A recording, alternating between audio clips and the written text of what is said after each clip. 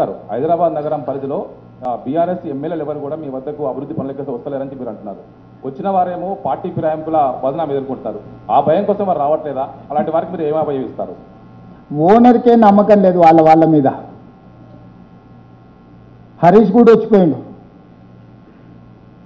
హరీష్ కూడా నన్ను వచ్చి అసెంబ్లీలో కలిసి ఏవో ఇష్యూస్ ఉన్నాయి ఇది చేయమన్నాడు.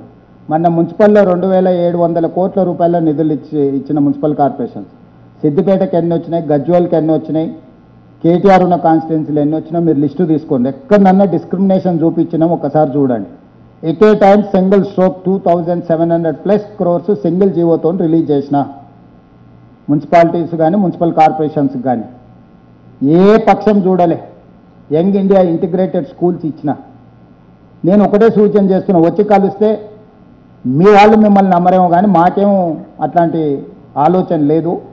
రాండి, మీరు ఎమ్మెల్యేలుగా మీ ప్రజలకు మేలు చేయండి అని నేను విజ్ఞప్తి చేస్తున్నా. ఇప్పుడు కూడా నేను చెప్తున్నా, ఎవరైనా రావచ్చు, ఎవరైనా కలవచ్చు, ఎవరైనా ప్రజల సమస్యలు చెప్పవచ్చు.